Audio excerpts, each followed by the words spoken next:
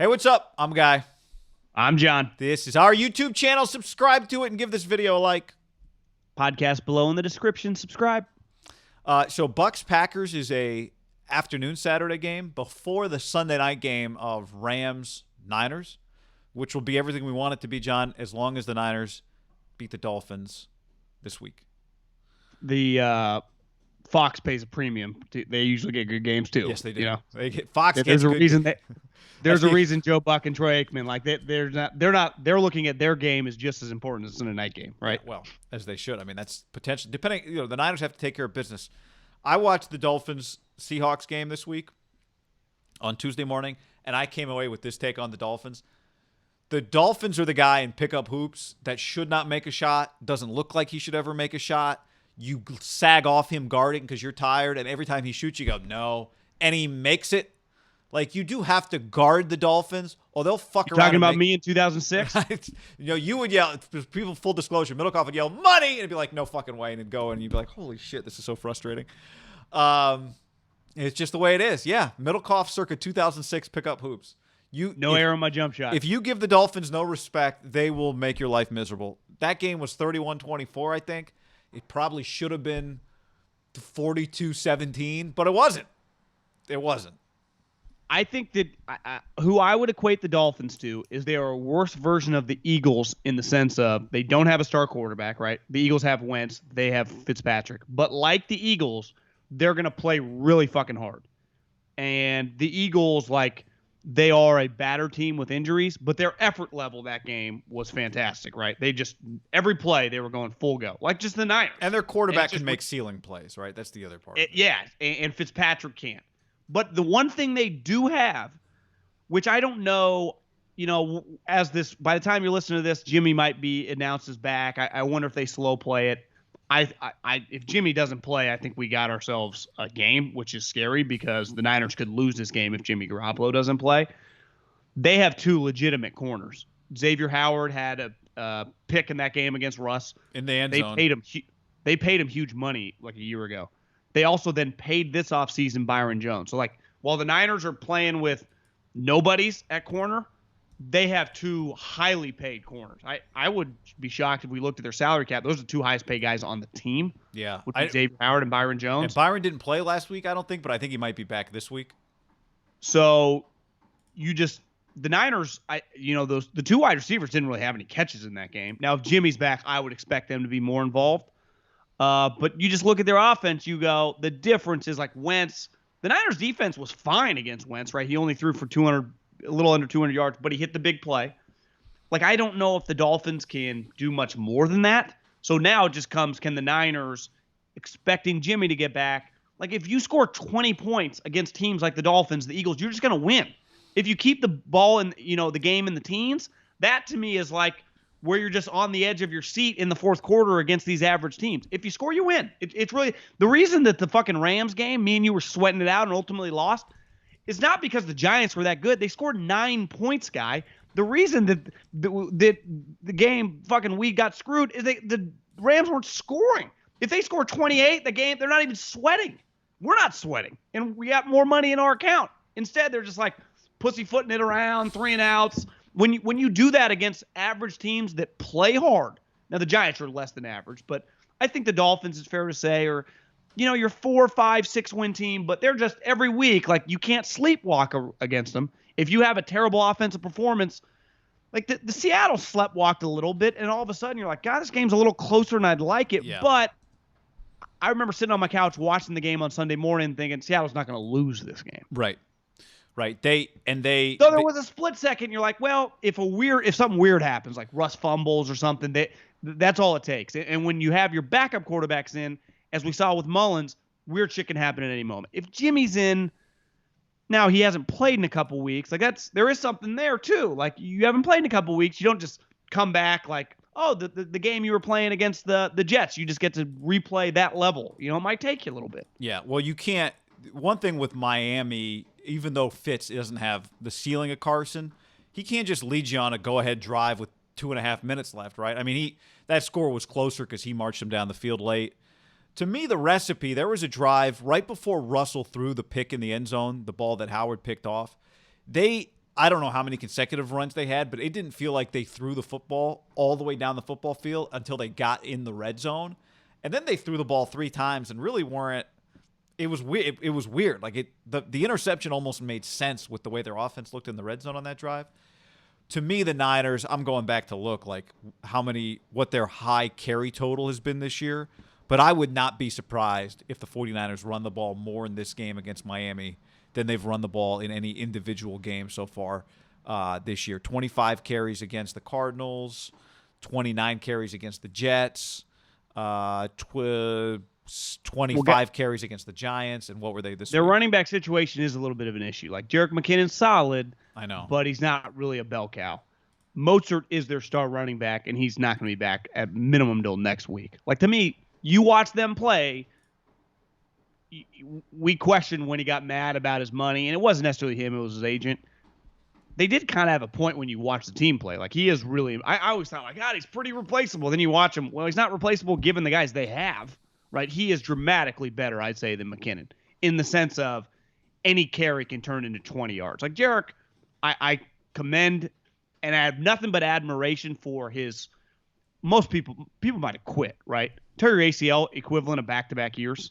Like, as a speed guy, to just keep grinding and then come back, continue to make the team. Like, it really is a admirable story, is it not? It is. Jerick McKinnon? Yeah, and it's not just a feel good. I mean, he does make plays for them, but he just can't be your primary back. Yeah, to me, he'd be fine as your backup. But the reality is, guy, he wasn't even the second. Like, Tevin Coleman is their backup running back who's also hurt. And I just think you feel it when you run the ball. Because when you're on your third-string running back, like, that's pretty far down the line, right? You start moving up practice squad guys, and it's just there's a reason when you make your 53-man roster, one guy's a starter, the other guy's a second, the other guy's a third, the other guy's a practice squad guy, right? If that guy in the practice squad was better than the starter, he'd be the starter. And there's not feelings involved, you know? I mean, it is what it is. So I don't necessarily agree in the sense that they might run it more, but I don't know if they'll be that much more productive. I'm not saying they'll be more productive. I'm just saying with Miami, this is get the lead and just end the game. That's what this game is going to look like, I think. Now, I do think the possibility exists that the Niners blow this team out. Like, their defense, I think, will actually give them more problems than Seattle's defense did. Fitz had, You know what's funny is I was this game should not be close, but I'm prepared for the possibility that it is. Like 2 or 3 weeks ago, I was in Santa Cruz and I played golf in Monterey, and I played with these 3 guys, like high school buddies, all like in their mid-30s, and we get to like the 4th, 5th hole. It eventually comes up. What do you do? What do you talk about? We start talking about football, and they played at Westlake, a big high school in L.A. They had Westlake hats on, even though they all went to like Ivy League schools. And one guy goes, "This is our star running back. This was our star running back in high school." And it was this white guy that looked like me. And I thought they were kidding. We get to the next hole. He's like, "No, this guy was our starting running back. He played at Harvard." So he was a college running back. I'm like, "Oh, did you play with," and I started doing the math in my head. I'm like, "You play with Ryan Fitzpatrick?"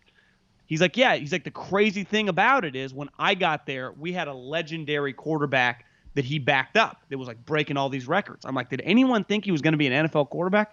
He's like, "People didn't even think the guy was going to be the starter." And he didn't start till his junior year, and then he was just okay, and then he went on to be an undrafted free agent. Like, his story is basically Nick Mullins would give his left nut to have that type career, right? Like, as an undrafted free agent to make it that long. But at the end of the day, like, when you're an undrafted free agent, I think Tony Romo's an outlier because it was clear right away, like, his talent.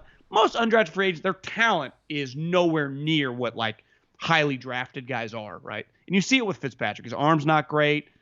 Like, to me, his best attribute when you just watch him, like, against Seattle is, like, his gumption. He just, like, keeps plays alive. And you've always said this about Mullins and Fitzpatrick, too, is, like, what kind of makes them separate themselves is they do have this in their back of their mind, despite not having starter talent. Like, they believe that they can make these plays.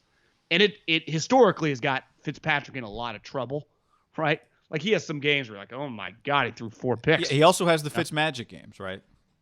Which he did a couple weeks ago on. Now, it was the Jags, but when he's on, he's not bad. How much do you think Fitzpatrick has made in his career?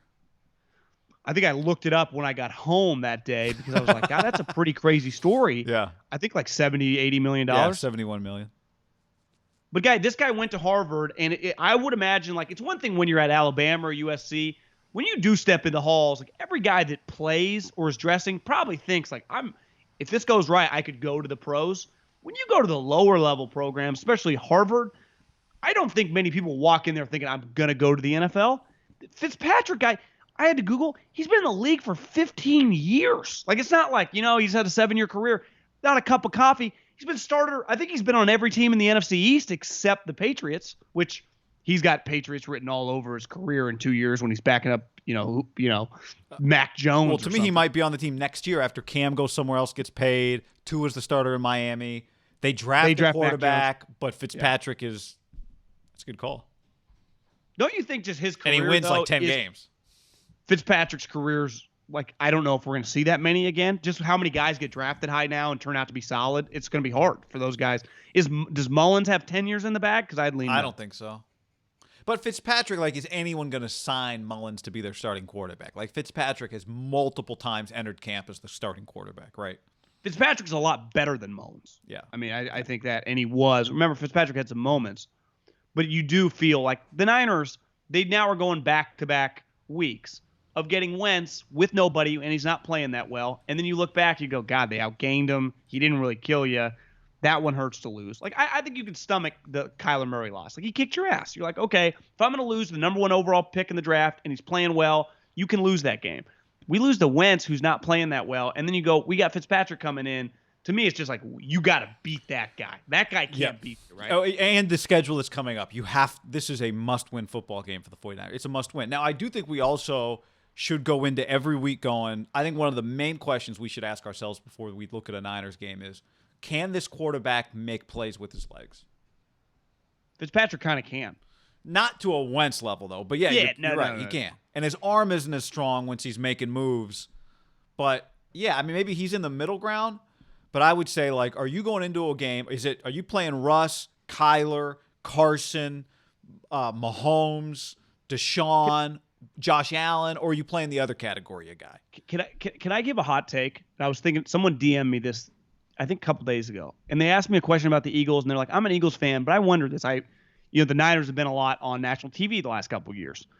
And he's like, they get destroyed by running quarterbacks. He's like, why do you think that is despite having really athletic defensive linemen? And I'm like, I haven't really sat down and thought about it. And then I realized their defense is just get up the field, go after the quarterback. And it's successful, right? That's why they're always in the backfield. And even like Bosa's gone. And if you just randomly watch the Niners, you'd go, their defensive line's good, right? Mm-hmm. Even just with Hyder and some of these random guys, they're getting pressure. I do wonder, like, do you got to change it up a little bit as you play Russell, as you play Kyler again? Like, Jared Goff, I'm cool with. But I wonder if, like, what would Belichick do? Would he be like, hey, Hyder, just run up the field? Or would he go, how about we take 2 steps and stop? And this is where, like, Robert and Kasarik and the defensive line coach, I admire the way you guys are playing. You guys play your balls off. But football is a little bit about, like, we got 2 fighting armies here trying to make moves. And I just wonder if you got to throw a different pitch. Like, they know what pitch is coming. Especially Sherman's out. Well, I mean, I'm not talking this week necessarily. No, I understand. I'm talking big picture. Like, but and K'Wan Williams is out. I think to that point too, it's one thing when you got Bosa who gets there because he's fast enough to run with these guys. Buckner gets there too, or did. But I think Buckner. Yeah, but let's not live in the past, John. Talked to a buddy with the Bears. I'm like, how'd Buckner look? He's like, oh, best player in the field. On a field with, who else was on that field was Khalil Mack. Yeah. He said Buckner dominated. I might have to go back and watch that. Yeah, I heard the same thing. But yeah, I mean, there's something to it. I do watch them and think they're just not. They still, to their credit, they're creating so much havoc in the backfield. But you miss Bosa, and I said it the other day, and that's not. I mean, everyone can watch the game and think that it's not a unique take, but. You just got to win this week. And I was not to live in the past again. I was like, I don't want to pay Buckner $21 million a year. And then you're like, well, so what? You cool with paying him 17? I mean, fuck, the guy's a star, But here's where I will give him. I've watched Armstead this year and thought he's been fantastic. He's been good. Okay. Look, I'm not. We're not. At least I'm not second guessing the Buckner thing. And Kinlaw's been good too. So it's. You had to move on. You had to. Their issues, but their issue is not the defensive line. It's just. Hey guys, it starts with the coaching, not the players. How about when we play Russell or Kyler or Cam, we do a two-step and stop. We do a two-step and stop on 3rd and 8. Must-win game, John. I agree. Must-win game.